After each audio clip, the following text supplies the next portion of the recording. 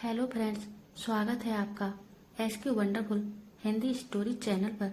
इस चैनल पर आपको नई नई रोमांचक हिंदी कहानियाँ मिलेंगी। चैनल पर पहली बार आए हैं तो चैनल को सब्सक्राइब कर लीजिए और स्टोरी वीडियो अच्छी लगे तो वीडियो को लाइक करना मत भूलिएगा। आज की कहानी।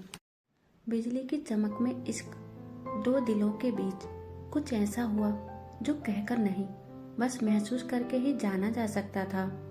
सुबह की हल्की धूप झोंपड़ी की लकड़ी की दीवारों से छनकर अंदर आ रही थी। बारिश थम चुकी थी, लेकिन उस रात की नमी अब भी हवा में तैर रही थी, कुछ मीठी कुछ गहरी। रिया की आंख खुली तो उसने खुद को कंबल में लिपटा पाया। पास ही चूल्हे पर फिर से चाय चढ़ रही थी। अर्जुन उसकी ओर पीठ किए बैठा था। उसकी हरकतों में एक अजीब सी शालीनता थी। Good morning. रिया की आवाज थोड़ी भारी थी, नींद से भरी। अर्जुन ने पीछे मुड़कर देखा और मुस्कुराया। उठ गई आप? नींद अच्छी आई? बहुत, रिया ने खिड़की से बाहर झांकते हुए कहा। इतनी अच्छी नींद शायद कई सालों बाद आई है। अर्जुन ने चाय का प्याला उसके हाथ में दिया और पूछा, अब क्या प्लान है? रिया कुछ नहीं कह पाई। उसकी आंखें बाहर जंगल में दूर तक देख रही थी, पर मन कहीं और ही था। इसी झोंपड़ी में, इसी सुकून में आज मेरी कार ले जाने वाला मैकेनिक आ जाएगा।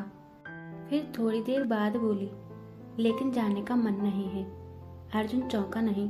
वो जानता था जब दिल किसी जगह से जुड़ जाता है तो शरीर वहां से जाना नहीं चाहता। अगर मैं कहूँ कि कुछ दिन और रुको तो क्या रुकोगी? अर्जुन ने उसकी ओर देखा। रिया की आंखें नमसी हो गईं। अगर तुम कहोगे तो मैं हमेशा यहीं रह जाऊंगी। अर्जुन के दिल की धड़कनें रुक सी गईं। रिया ने पहली बार अपने दिल के दरवाजे खोल दिए थे, बिना किसी डर, बिना किसी शर्त। पर तुम्हारा शहर, तुम्हारा करियर, तुम्हारी दुनिया, अर्जुन ने हिचकते हुए कहा। रिया मुस्कुराई। वो सब मेरे पास था, पर फिर भी कुछ अधूरा था। यहाँ जो मिला है वो कहीं नहीं मिला। वो तुम हो। उसने अर्जुन का हाथ अपने हाथों में लिया। कभी सोचा नहीं था कि एक रात की बारिश मेरी जिंदगी की सबसे खूबसूरत सुबह ले आएगी। दोनों अब पास थे, एक दूसरे की धड़कनों की दूरी पर, और झोंपड़ी में एक नई कहानी जन्म ले रही थी।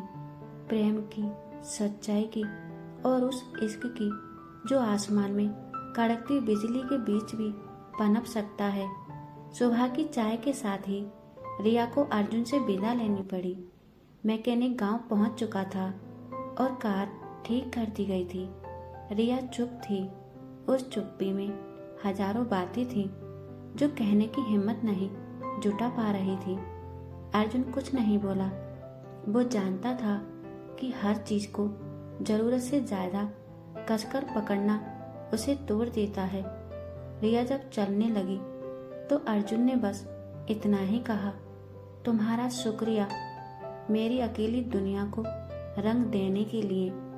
रिया मुस्कुराई, पर आंखें भीग चुकी थी। मैं जल्द वापस आऊंगी, उसने कहा, एक वादा सा। अर्जुन ने सिर हिलाया, लेकिन दिल के किसी कोने में डर समा गया था। क्या शहर की रोशनी जंगल की सादगी को भुला देगी? शहर का शोर, traffic, meetings, fashion, social media सब पहले जैसा था, लेकिन अब रिया वैसी नहीं थी। वो जिस लड़की को देखकर लोग तारीफ करते थे, अब वो खुद को पहचान नहीं पा रही थी। काम के बीच अर्जुन की हंसी याद आती, बैठकों के दौरान उसकी चाय की कड़क बात याद आती, और रातों में वो झोंपड़ी और वो पहली मुस्कान। उसने अर्जुन को कई बार फोन करने की कोशिश की, पर नेटवर्क ना होने के कारण कॉल नहीं लग पाया। घर में माँ ने पूछा, कुछ परेशान लग रही है तू? रिया बस मुस्कुरा दी। नहीं माँ, बस थोड़ा थक गई हूँ। पर अंदर से वो थकी नहीं थी। टूटी हुई थी। कुछ दिन बाद उसकी माँ ने रिया से बात की। हम तुम्हारे लिए रिश्ता देख रहे हैं, बहुत अच्छा लड़का है, बिजनेस करता है। रिया चुप रही। तू भी अब छोटी नहीं रही, जिंदगी आगे बढ़ानी है, रिया की माँ ने कहा। रिया के पास जवाब नहीं था।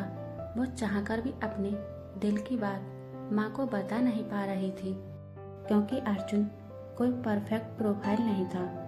वो बस एक परफेक्ट इंसान था। लेकिन क्या ये दुनिया उस इंसान को स्वीकार करेगी? रात को अपने कमरे में बैठकर रिया ने खुद से सवाल किया, क्या मेरा प्यार इतना कमजोर है कि उसे रिश्तों की भीड़ में खो जाने दूं? अर्जुन की मुस्कान उसकी आंखों में उभर आई। नहीं, उसने तय कर लिया, मुझे वापस जाना है।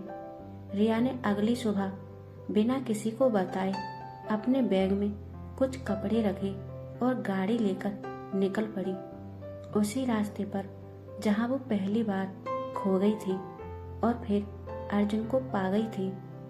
बारिश नहीं थी अब, पर दिल में तूफान था। अर्जुन उसी झोपड़ी में था।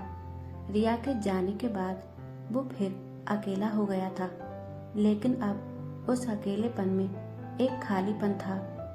हर बार बाहर बिजली चमकती, वो दरवाजे की ओर देखता, शायद फिर से कोई दस्तक हो, लेकिन हर बार सिर्फ सन्नाटा मिलता। वो फिर पेंटिंग्स बनाने लगा, पर अब उसमें रंग नहीं, सिर्फ धुंधले स्केच थे। रिया की गाड़ी झोंपड़ी के बाहर रुकी। वो एक पल तक खामोश बैठी रही, फिर गहरी सांस लेकर बाहर निकली। अर्जुन लकड़ी काट रहा था। आवाज सुनकर उसने सिर उठाया और सामने रिया को देखकर जैसे उसकी सांस थम गई। रिया, मैं लौट आई अर्जुन। क्यों? क्योंकि तुम वही हो जो मेरी जिंदगी को पूरी करता है। अर्जुन आगे कुछ नहीं कह पाया। उसके गले में कुछ अटक गया था। रिया ने उसके पास आकर उसका हाथ थामा। मैं अपने परिवार से लड़ लूंगी, दुनिया से भी, पर अगर तुमने मुझे मना किया तो हार जाऊंगी। अर्जुन की आंखें भर आईं। तुम्हें यकीन है मुझ पर? रिया ने उसका चेहरा पकड़कर कहा, जितना खुद पर नहीं, इतना तुम पर है। अर्जुन ने उसके हाथ थामे और पहली बार उसे अपने सीने से लगा लिया। झोंपड़ी में फिर सन्नाटा था, पर अब उसमें अकेलापन नहीं, एक अटूट प्रेम की गर्माहट थी। रिया के लौट आने के बाद अर्जुन की झोंपड़ी अब झोंपड़ी नहीं रही, वो एक घर बन चुकी थी। सुबह की शुरुआत अब चूल्हे की चाय से नहीं, मुस्कान और नजरों के मिलन से होती थी। दोपहर की धूप में रिया अपने साथ लाए किताबों से अर्जुन को पढ़ना सिखाती और अर्जुन उसे जंगली फूलों की भाषा समझाता।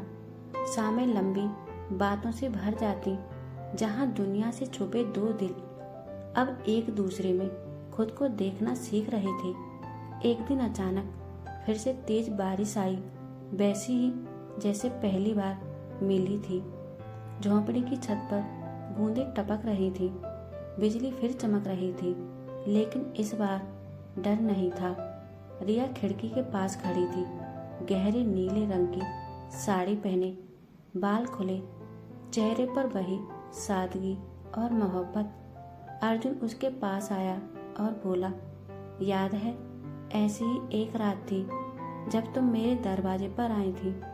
रिया मुस्कुराई और तुम्हारे दरवाजे पर मुझे मेरा घर मिल गया था। अर्जुन ने उसके माथे को बड़े प्यार से चूमा। बिजली फिर चमकी और इस बार उस चमक में डर नहीं, प्यार था। अर्जुन ने एक दिन रिया से कहा, क्या तुम्हें सच में लगता है हम इस दुनिया से लड़ पाएंगे? रिया ने बिना पलके झपकाए जवाब दिया, दुनिया सिर्फ तब तक डराती है जब तक हम उससे डरते हैं। एक बार हाथ पकड़ लो, फिर कोई रास्ता मुश्किल नहीं लगता। अर्जुन ने उसकी आंखों में देखा। वो सिर्फ शहर की लड़की नहीं थी, वो अब उसकी ताकत बन चुकी थी। रिया ने शहर लौटकर अपने माँ पापा से साफ कहा, मैंने किसी से प्यार किया है। वो शहर का नहीं, पर वो मेरे दिल का है। अगर आप मेरी खुशी में साथ हैं तो आशीर्वाद दीजिए, वरना मैं फिर भी पीछे नहीं हटूंगी। माँ रो पड़ी, लेकिन रिया की आंखों में जो सच्चाई थी उसे देखकर पिता भी खामोश हो गए। कुछ रिश्ते खून से नहीं, हिम्मत से बनते हैं। रिया के परिवार ने पहली बार अर्जुन से मिलने की हामी भरी। शहर से गांव, गांव से जंगल तक रिया के माता पिता झोपड़ी तक पहुंचे। वहीं बारिश फिर शुरू हुई, लेकिन इस बार वो मंजिल की शुरुआत थी, ना कि डर का कोई कोना। अर्जुन ने जब रिया के पापा को झोपड़ी के बाहर देखा तो घबरा गया, लेकिन पापा ने सिर्फ इतना कहा, हमने सोचा था तुम उसके लायक नहीं, पर लगता है वो तुम्हारे लायक बन चुकी है। माँ ने अर्जुन को गले लगाया। रिया दौड़कर झोपड़ी से बाहर आई और अर्जुन के हाथ थामे। बिजली चमक रही थी, पानी बरस रहा था, पर अब दोनों का इश्क इजाजत के साथ बह रहा था। उस रात अर्जुन ने रिया से पूछा, क्या तुम्हें कभी अफसोस होगा कि तुमने ये दुनिया चुनी? रिया ने उसका हाथ पकड़कर कहा, मैंने कोई दुनिया नहीं चुनी अर्जुन, मैंने तुम्हें चुना है। दुनिया तो बस अब हमारे साथ चलेगी।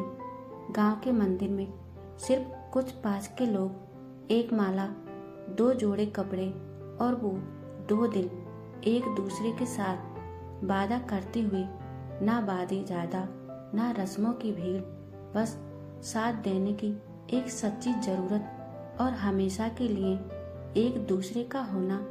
अर्जुन ने रिया की मांग में सिंदूर भरा। ना कोई बैंड था, ना कैमरामैन, लेकिन जो वहां था वो सच था। रिया और अर्जुन अब वहीं रहते हैं, उसी झोपड़ी में, जो अब एक छोटा सा प्यारा सा घर बन गई है। रिया ने अर्जुन को पढ़ाया, अर्जुन ने रिया को शांत जीवन जीना सिखाया। शहर कभी कभी बुलाता है, लेकिन अब उन्हें लौटने की चाह नहीं, क्योंकि जहाँ दिल सुकून पाए वहीं असली दुनिया होती है। 1 साल बाद फिर से वही मौसम, बिजली चमक रही है, बारिश हो रही है, लेकिन इस बार झोंपड़ी के बाहर एक और जोड़ी चप्पलें रखी हैं, एक नन्हे मेहमान की। रिया झूले पर बैठी है और अर्जुन उसकी गोद में सोए उस छोटे से बच्चे को देख रहा है। अब सब पूरा है ना? रिया ने पूछा। अर्जुन ने कहा, हाँ, अब बारिश डरावनी नहीं लगती, क्योंकि अब तुम मेरे साथ हो। दोस्तों, अगर ये कहानी अच्छी लगी हो तो वीडियो को लाइक करें, शेयर करें और कमेंट में बताएं कहानी कैसी लगी। आपसे फिर मुलाकात होगी पत्थर से पानी बनी राजकुमारी की एक नई रहस्यमय कहानी के साथ।